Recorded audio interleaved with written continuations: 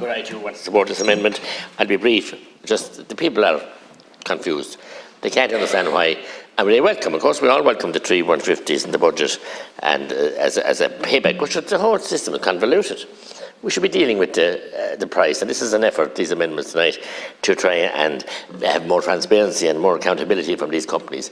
You reminded me earlier that you had a windfall tax since July, and it brought in 150 million or something, and this one's going to bring in 150 million. Yeah. It's not small money, but it's a pittance in relation to the massive profits that they have taken from the people who at least afford to pay it, and householders and small businesses. They're closing by the hour because of the costs.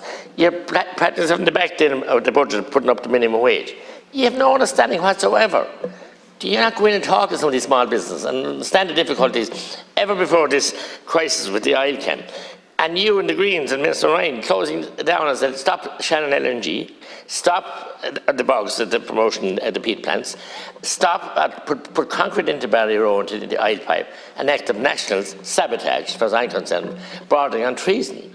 And that's what that is. And cutting our nose off to fight our face. We're depending on electricity then. The gas, we won't use it, we won't use the oil, and we're really driving everyone into one area. That's madness. And depending on a pipeline from gas from energy from abroad. So, Minister, I don't know what's wrong with you, and why you can't think like TK Whittaker and all of those people when they brought electrification to rural Ireland and put the lights on. You want to quench the lights in every parish and every hamlet and every household in Ireland. That's what I see. We're back to the candles and the tinny lamps and maybe the carbine lamps. That's what it will be. I don't know what thinking it, and penalising the people and refusing to accept reasonable amendments to try and get some manners is probably the right word to use, and accountability from these companies. So these companies are delighted with you. They must be looking after you very, very well. God, you'd have a great Christmas because they're laughing all the way to the bank. I've said it more times here, it's like rubbing butter to a fat sow, you know what, Concord, I won't say where. What you're doing with these companies, enriching them.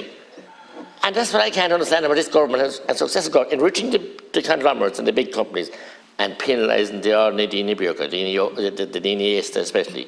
It's shocking, it's sad. Thank you. I'm sure, Deputy, you didn't intend to suggest that anybody was benefiting personally from this. No, you didn't. Thanks for... We've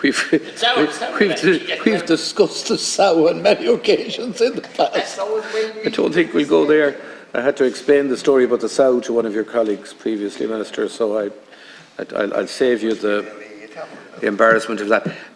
Could we deal, Minister, please, with the amendment and the subject matter of it? I was talking on the amendment. Thank you. Yeah, I am tempted to address all the points, but I should stick to the amendment. I just say to Deputy Danny Healy-Rae that yes, climate action is all about the electrification of transport and of heating. In urban areas there will also be district heating, which is not electrification, but there is a move towards electrification. And in that, and because we're doing that, then there needs to be an increased focus on price regulation and making sure that people are not making unfair profits at any sector in the market. And that's why we're taking those unfair profits, taking them away from those companies and redistributing it to the consumers. And this is a good thing. And Deputy McGrath mentions about the small companies that are suffering and so on. I mean, we did introduce a TBES scheme last year. This year there's 250 million euros put aside for companies in the budget to help them with their energy bills. In addition, there are the energy credits, as you mentioned, which will cost up to €1 billion this winter to help people with their bills, and were helpful last year. And in addition to that, there will be increases this winter in a number of targeted welfare payments that are aimed towards people who may end up in fuel poverty, such as the living alone allowance, such as the fuel allowance, such as qualified child payment, and so on. So to return to Deputy Whitmore, whose amendment asks for reports, additional reports, in addition to those that are specified in the legislation that's before us tonight.